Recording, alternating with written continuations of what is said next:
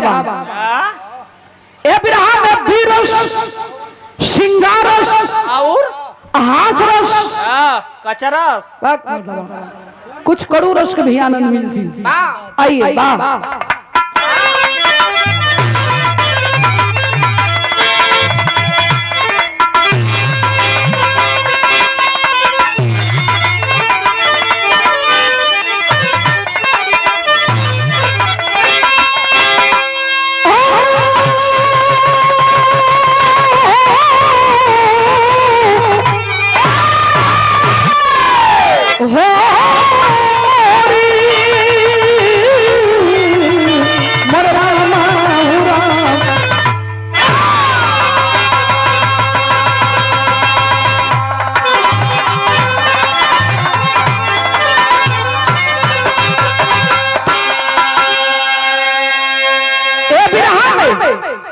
चार लाइन भूमिका का नाम बा कैसे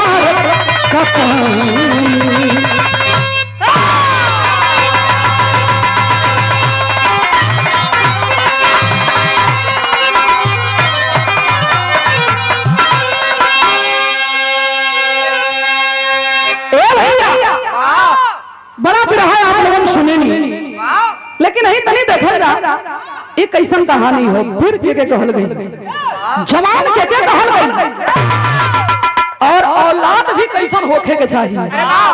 बिरहा में यहाँ एक लाइन गजल का टुकड़ा बा। कौन गजल है मास्टर?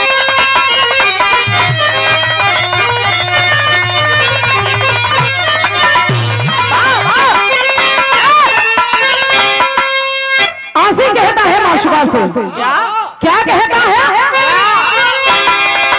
अगर दिल की रुसवाई हमें मंजूर हो जाए सनम तू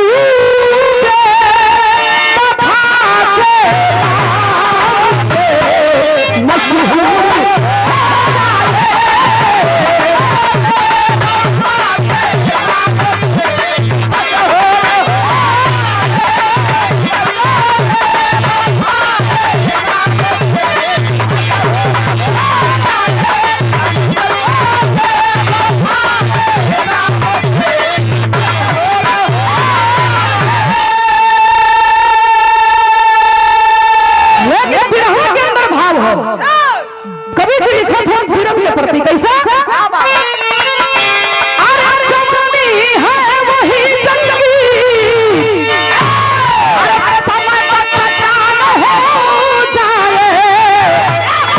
अरे लगा दे याद पानी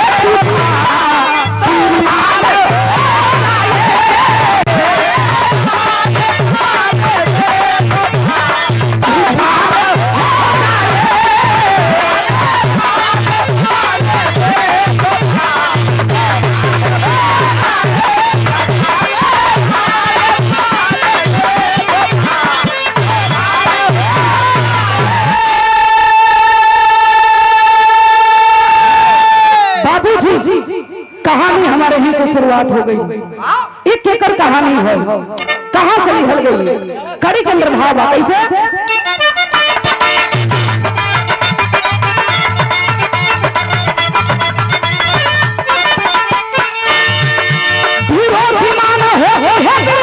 के चलते सागर की मान हो गहराई के चलते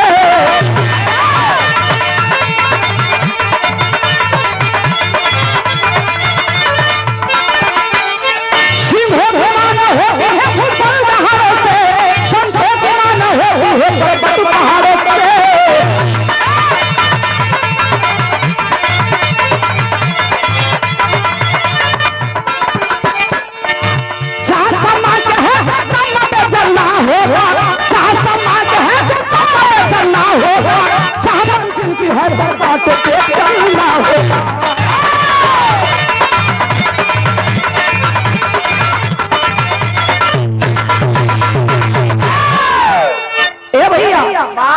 बात के आप लोगों ने समझ ली।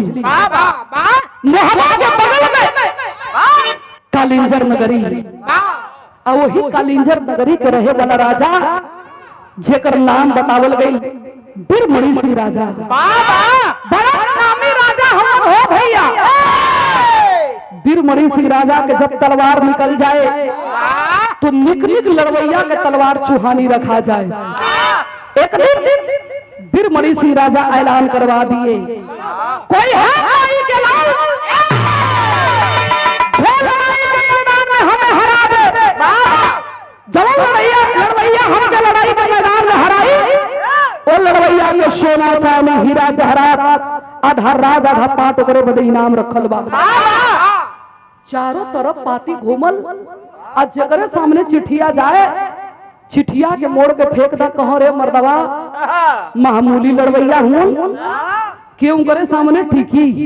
लेकिन है देखा गोंडा रियासत के रहे वाला राजा के बेटा गगन सिंह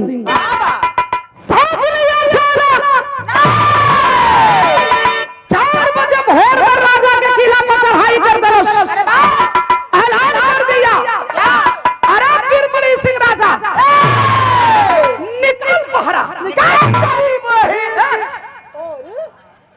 बड़का लड़वैया बनत हुआ ना, आवा आज तोहर था लगाई। बीरमणि सिंह राजा कलन, अरे हाय साला कौन हमें आके चैलेंज देवे लगल। खींच लिए तलवार और दोनों तरफ से जम के तेगा चलने लगी बाबूजी। लेकिन गौर करेंगे घमंड ये धरती पर ना केहू के रहल बा ना केहू के रही। केहू भी हो, गवैया हो चाहे बजवैया हो चाहे लड़वैया हो, कोई भी एंगल से आप ले ली हल जा। जो आदमी के अंदर घमंड हो गया कि हमसे नीक कोई गवैया नहीं खे, हमसे नीक कोई बजवैया नहीं खे, वही दिन से मास्टर विकास का रास्ता बंद हो जाने। बड़ा ओभर विश्वास में हुन, घमंड में हुन कि 4 दिन का लड़का हमार का कोई नहीं। लेकिन गगन सिंह घुमा के मारा तेगा, अच्छा के राजा के हाथ से तलवार फेंकाई रहा, तलवार लगा दिया। बीरमणि सिंह राजा काट ली गर्दन की छोड़ दी।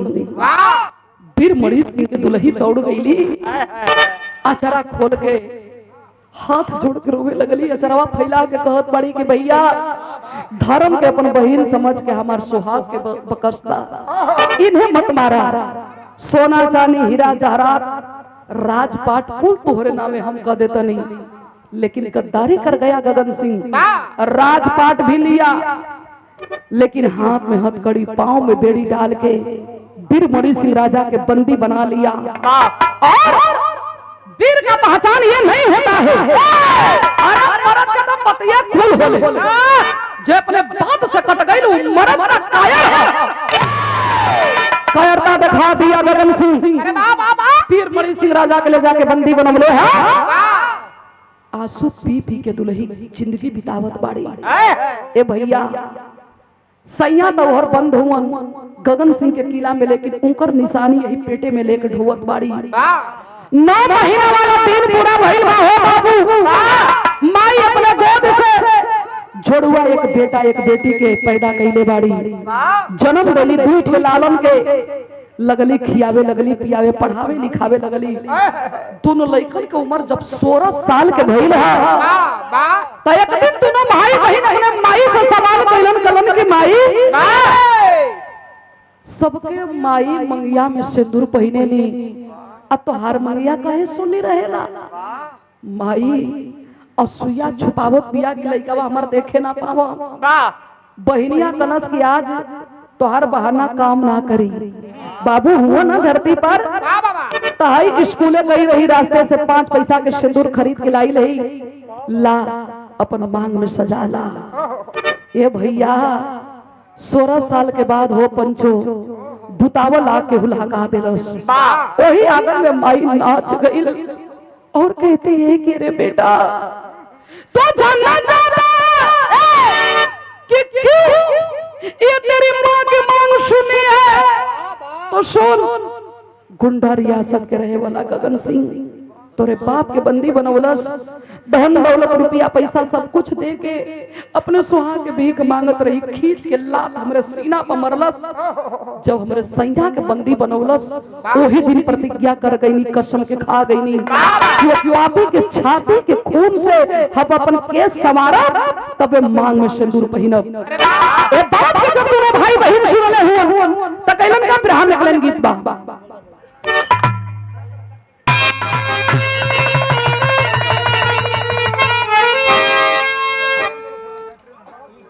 शांति बना ली, थोड़ा आप लोगों शांति के ऊपर से देखता बढ़िया रही। भैया साउंड वाले देख ला, बिरहा गावे में करेजा लगेला, मर्दवा ठंडा कर करके बिरस गवई बा। अब यही लगले आदमी गरमाई ला तो के फाइनल करी।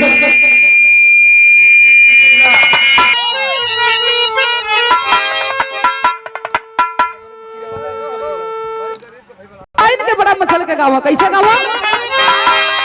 अरे हाय झोलनी पबुरानी, अरे हाय झोलनी पबुरानी, जहाँ जिया मांगा दा, अरे हमारे पायज पुरु जहीरा घरादा।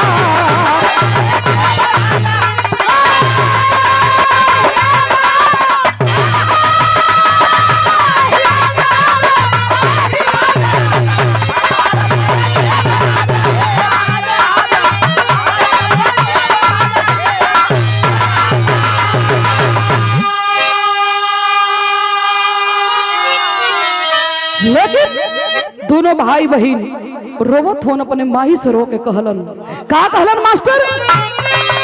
अरे हाय दहिया नया गिया, अरे हाय दहिया नया गिया लगवलू ये माई, अरे बबर शेराबा जान बाबलू ए माई।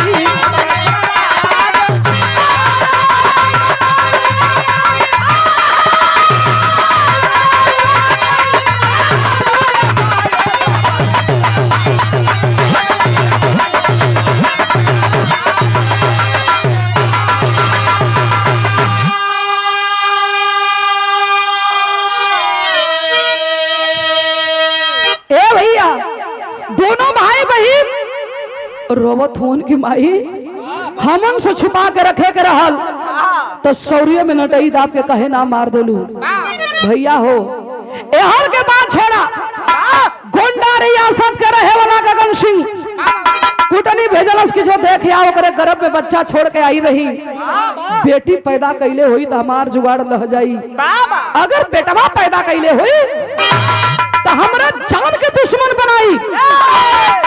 कुटनी आइल देख के गइल कलश की सुना, बेटी तो चांद पैदा कैले है लेकिन बेटा भी कम ना हो, बेटवा बाघ पैदा कैले ही। पपिया गगन सिंह एगो चिट्ठी लिखलस, भैया राज सिंह जब वो चिट्ठिया के पवले हुन तो ये कहलन, का कहलन? अरे देले बसाला सियार है चुनौती, अरे पहिया समर में पूछई है भगलू।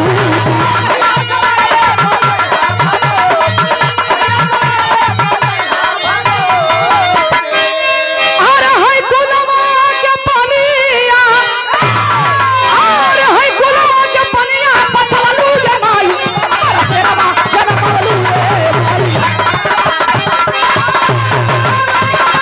ओ भैया थोड़ा इसको बढ़ाइए।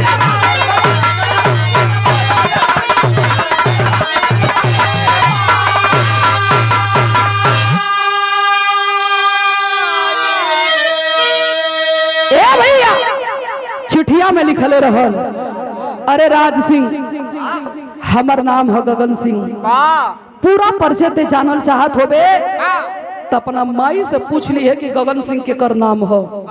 लेकिन सुन सूरत है कि तोरे को बहन बड़ी सुघर बिया करे, सुंदरता के बड़ी हल्ला बा, तोरे बाप के अपने किला में जिंदा बंदी बना के हम रखले ही, अगर अपने बाप के जान बचावल चाहत होबे तो एक रात बदे अपन बहिन के डोला हमरे किला में भेज दे, सुबेरे बाप और बेटी के सही सलामत छोड़ देंगे। हतना भैया बाबू लोगन बैठल बानी, मालिक सबका घर में बेटी बहन देले हुन। कौन ऐसा बाप भाई होगा कि जो अपने जीते जीते अपन बहन अपन बेटी के मौत के मुंह में डाल दी। भैया वही घर में चदरा तान के सुतल हा, न खात बा न नहात बा। यह चिंता सतावता कि अगर माई के सुहाग बचावत नहीं तो सोना जैसन हमार बहन लुटल जाई, अगर बहनिया के बचावत नहीं तो हमारे माई के सुहाग लुटल जाई। हो भगवान, एक कैसन हमें संकट में ले आके डाल देला। माई तो माई होले, माई कह दिया कि रे ए बहिनी हम 2 दिन से खाइते ना, अरे काहे घरवा में सुतल ह। बहिनिया चंचल गईल, जाके चादर खींच देलस, कहे का हो भैया खात ना हुआ का बात है। कलम मन ना, अरे बहिनिया कहलस कि सुना उठा मुंह हाथ धोला चला खाला। तब ले चंचल की निगाह वही तकिया के नीचे गई, चिट्ठी खोल के पढ़े लगल। हो बाबू, जब चिट्ठी के खोल के पढ़ती है और रोम रोम में खून खोलने लगा, आवाज देती है अरे भैया धिक्कार भाई मर्दे की जिंदगी। पपिया के नाम सुन के डरा गई ना, तब पहिला हमारा कलाई के चूड़ी अब बैठ जा चुहानी चौका पर बंद करा। हम लड़की ही दका भई अपने माई को सुहाग लेके आई। भाई चादर फेंक के खड़ा हो गई, कहलस के रे जौने माई के तू बेटी है वही माई के हमहू बेटा है। भैयावा कहलस का, फिर हम एक लाइन गीत बा।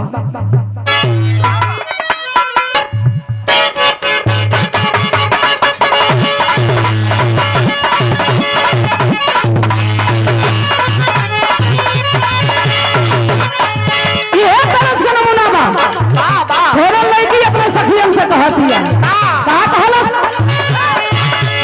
अइले मोरे राजा लेके ढोल बाजा,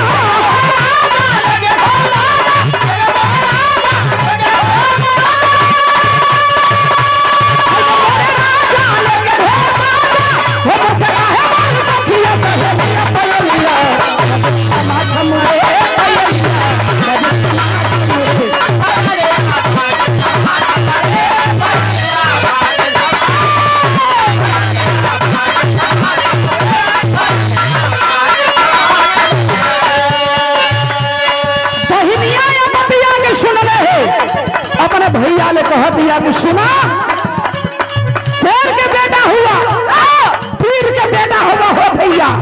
बहिनिया कह दिया ना कि सुमन से लौट के ठंडा गरम सही के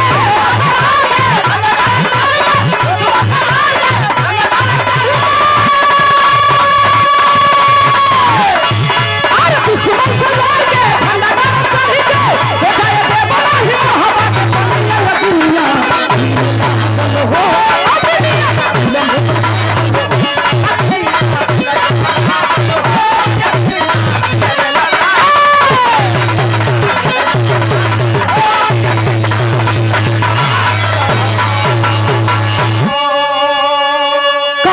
सुना शेर के बेटा हुआ।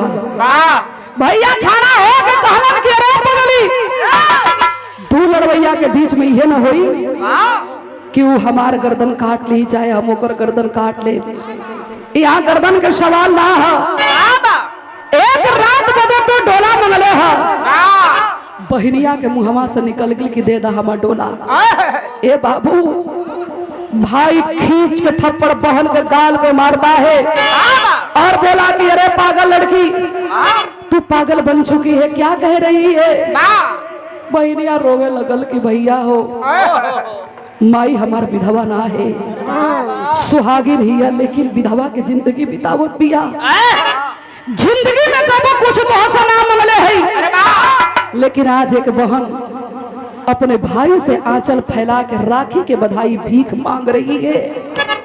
भैया हमरे माई के सुहाग ले आके हमरे माई के आगे रखदा, रतिया भर रो रो के बितावे ले। ओ भैया जिंदगी में कबो कुछ तो से ना मंगनी, भैयावा कहलस कि का मांगल चाहत है।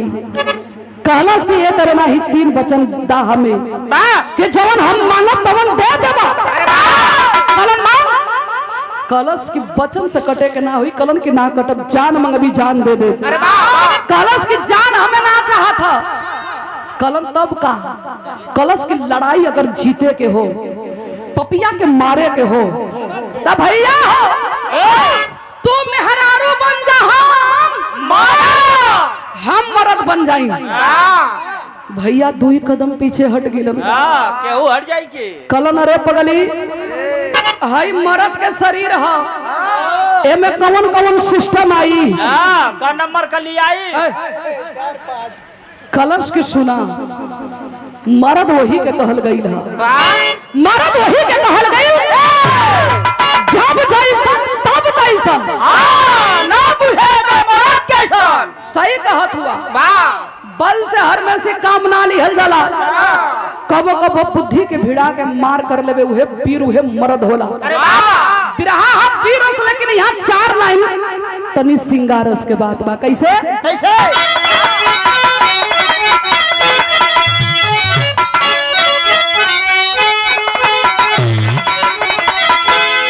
कैले काजरा कटार खन के चूड़ी चले मोतियन के हार घेरादार लहा, चोली में गोली के सजौना छन छन पायल के, चूड़ी चूठा लहरा में झोंकेदार लहा, कितनी हले लगाई हिरनी जैसन पर चले लहराई धरे प्यार लहा,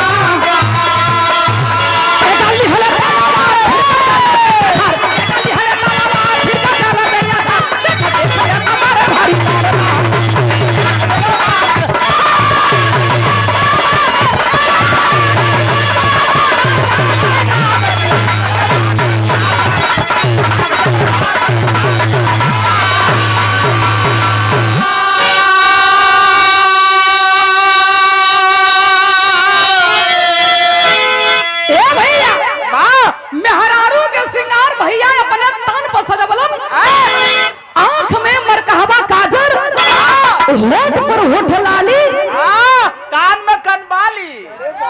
ऐसन बतावत हो जैसे मालूम पड़त रहल कि समनिया किन के ये देले हूं। राज सिंह हमार साड़ू भाई लागत रहा।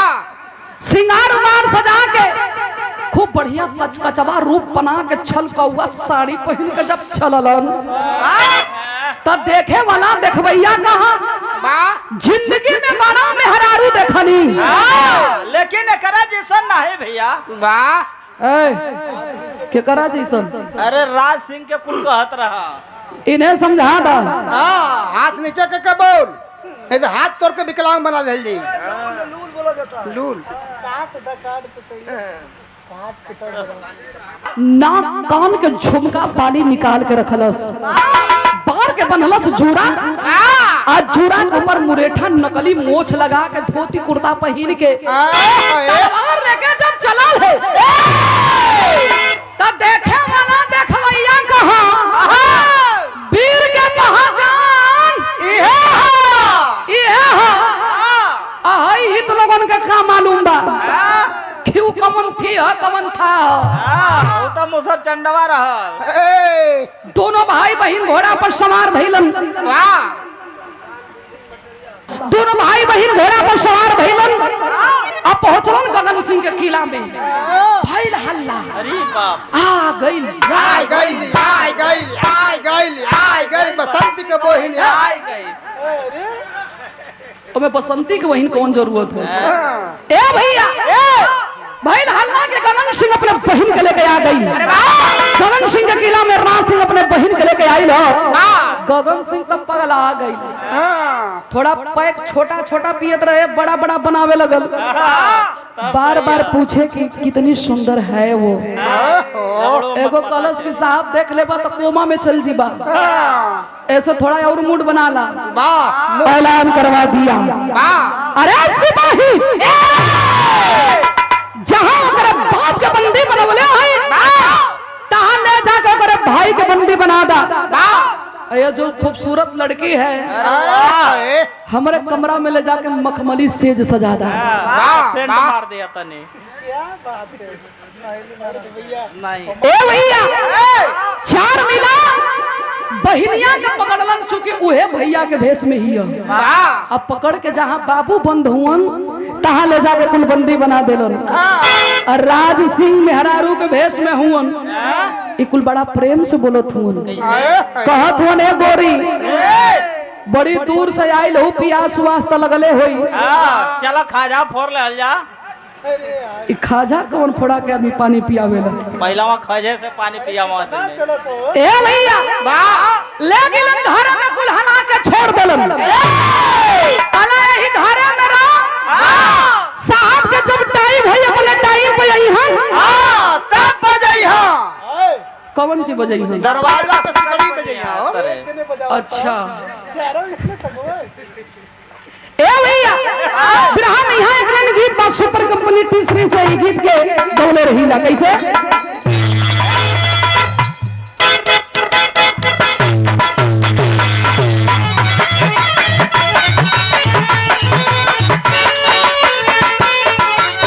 दोनों में हरारू बतावती अपने सखीरन से नहीं लगता पूरा हम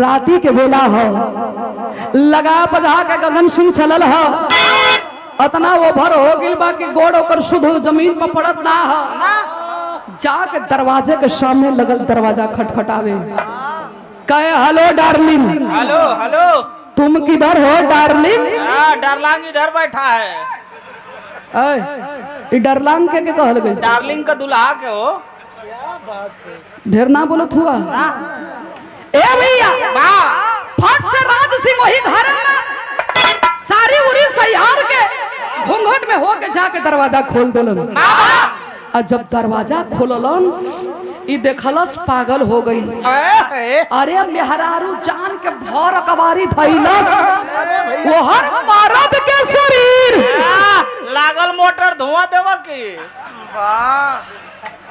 वहां तू का करत रह वही पुआरा डालत रहले बड़ पागल आदमी है यार कुछ बढ़िया काम कइल खई नहीं पेट्रोल डाल दे ही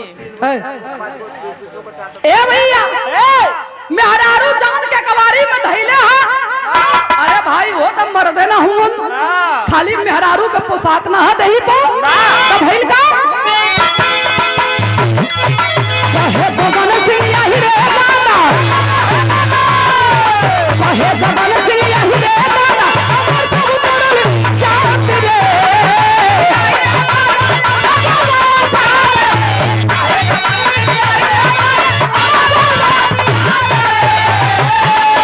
कहे भगवान सिंह यही रे दादा हमर सब तोड़ल शांत रे छतिया पर ये बिजली गिरवल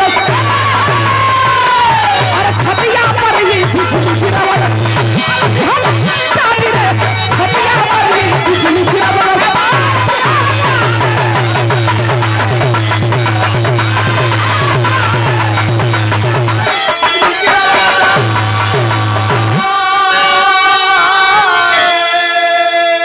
मेहरारू जान के कवारी में धैले हा घड़ी राती के 2 बजावत बा मेहरारू जान के पंधरत बा हाथ वात हर हर लगल करे तो देखी मास्टर मर्द के शरीर में या मेहरारू के शरीर में अंतर हो वो कैसे मर्द के शरीर टाइट होला, मेहरारू के शरीर आय आय तनी कोमल नरम होला। हाँ, मुलायम से कम लेवे के होला। एक्स्ट्रा दिमाग लगावे लोग। आहे इनकर मुंह देखला लोगन, इनकर शक्ल देखला, कुल कपारे पके बार उड़ गई है। बाहर से कौन मतलब बा हो? ए भैया लगल हाथ है हर हर करा। गगन सिंह के हाथ जब राज सिंह के मुसरी के लगे पहुंचल, झूक गई। कहे राम जी हो राम जी, एकर मुसरी ऐसा ऐठल लगत था। हाँ, जनाता ही लड़की पहलवानी कर ले।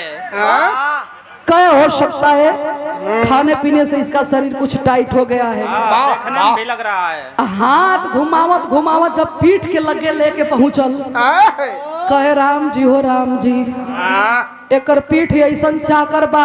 हाँ, जनाता कि सगवान को पीड़ा हो। कहे कुछ तो गड़बड़ है, हाँ? मेहरारून के ऐसन शरीर ना होके के चाहिए। अब राज सिंह के पारा धीरे धीरे गर्म होत बा। इस साला ई करत का है? अगर रोकत ना ही तो में धर्म नाश लिहल चाहत था। छटक के राज सिंह पलंग के नीचे भगलन, साया सारी खोल के जब असली रूप में अइलन तो गगन सिंह के नासा डाउन हो गिल बा। पूछो था तू के हऊ? तू भूत हो गईलू कि प्रेत हो गईलू कि दूत हो गईलू? राज सिंह कलन चुप सारे, ना भूत है ना प्रेत है ना दूत है। हाँ, तोहार बहनोई है। अरे तेरी बहन अरे, तेरी बहन की आय देखा ना। सामने आओ। पहले तू ही बतावा के कहले हुआ। राज सिंह का ना गगन सिंह के। हाँ तबा बनिया क्या करते? यार बताई। हाँ यार बताओ, कुछ ज्यादा ना आज बोलत हुआ लोगों निकाले कोई का? हम चल जब सवेरे कूदे। ए भैया, ए हर भैया के इशारा बहनिया समझ ले है। तो भैल का बिरहा में चल रिया लगिल मास्टर।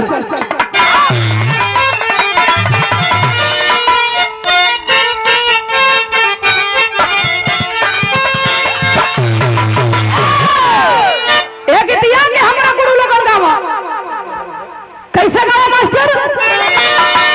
बारी उमर कमरला छकानिया, बारी उमर कमरला छकानिया, होरिया खींची हुरी के पनिया, होरी के झूले झूलनिया।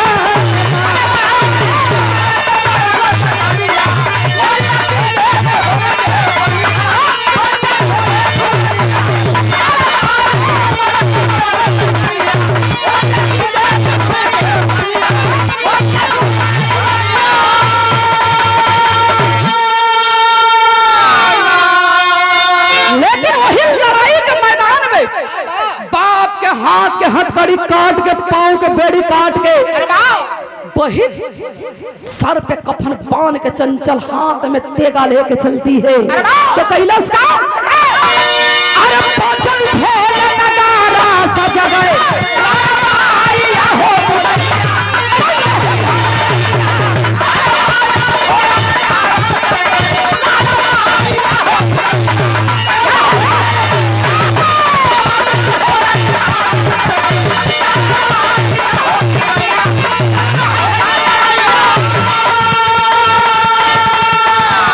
कैसन वीर हो गया।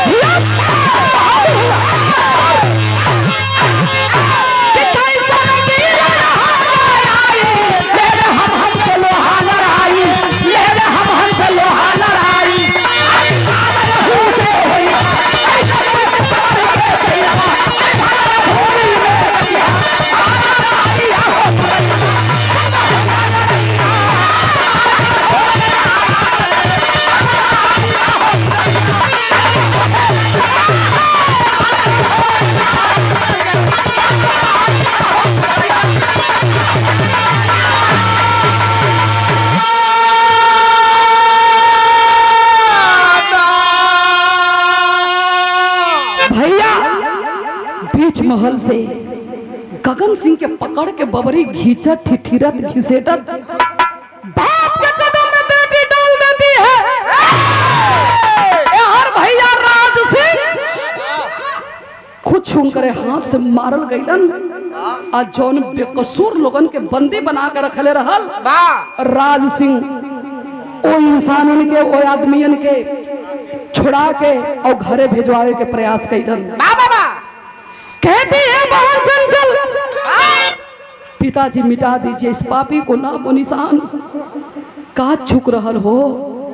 आप खाली लड़ाई के मैदान में हार गिरला और राजपाट भी अपने नाम करवा लिया। माँ के मेरे सीने के ऊपर लात चलाया था ये पापी नहीं छोड़ेंगे। ए भैया बाबू समझावो थोन के रे बेटी कुल तो एकर नाश हो गई, अब एकरे पले का बचले बा ता पहिलिया कैलाश का टेरी के अंदर भाव मास्टर। अरे रियासत में हंगामा मच गया, अरे रियासत में हंगामा मच गया, भावो बोल दिया दुश्मन का हमारे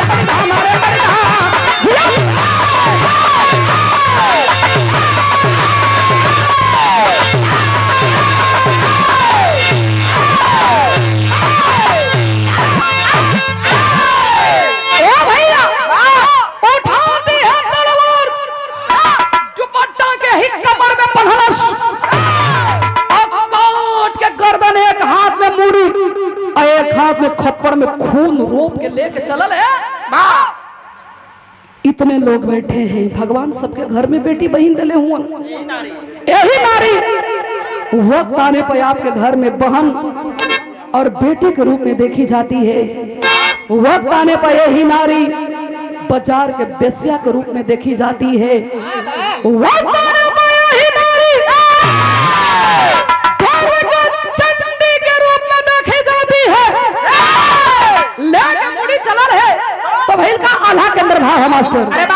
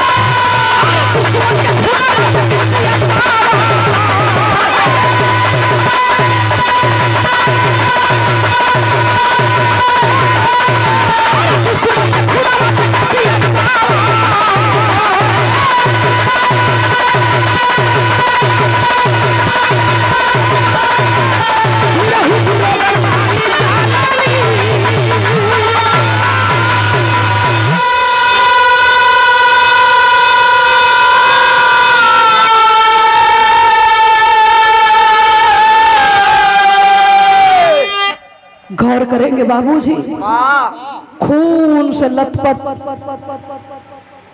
वो बेटी माँ के सामने खड़ी हो जाती है। माई बुढ़िया के तो वो हाल बा हो, रोवत रोवत दोनों आंख से लौकत नहीं खे, बस जुबा पे एक ही बात है कि प्रभु मुझे मौत दे दीजिए मालिक, कब तक तड़प तड़प के जिए। 16 साल पहले हमार सुहाग हमसे दूर, हमार दुई ठे सहारा रहलन बेटा बेटी जिए के, वो हमसे दूर हो गई। कबले तड़प के जियब हो मालिक। माई के बतिया सुन के लड़किया रो पड़ल। बेटी कहती है माँ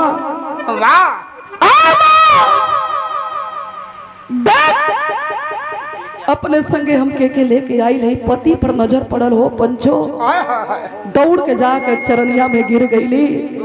पपिया के खुनवा से माई के सिया संवार के मंगिया में सिंदूर पहनले है, तो बिरहा के निचोड़ में लिखे के पड़ल कैसे।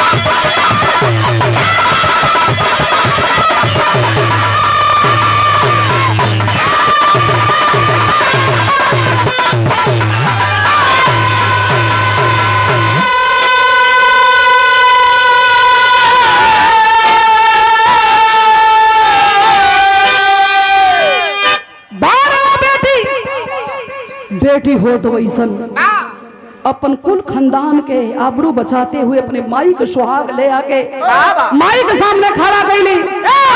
धरती पर बतावल गईल है, अरे बेटी ये न है लेकिन नहीं, बेटी बेटा से कम नहीं है। इतिहास उठा के पढ़ लीजिए, बेटी कहाँ ना है। सरहद हिंद से लेके खेल कूद से लेके पहलवानी से लेके राजनीति से लेके और यहाँ तक देश गुलाम था। देश के आजाद कराने में जवान अपने आप की कुर्बानियां दिए हैं, तो हिंदुस्तान के नारी भी कम नहीं थी। इतिहास बताता है खूब लड़ी मर्दानी, वो तो झांसी वाली रानी थी। तो ये रहा एक बेटी की कहानी। आखिरी बन में भाव है कैसे, गुरु बिहारी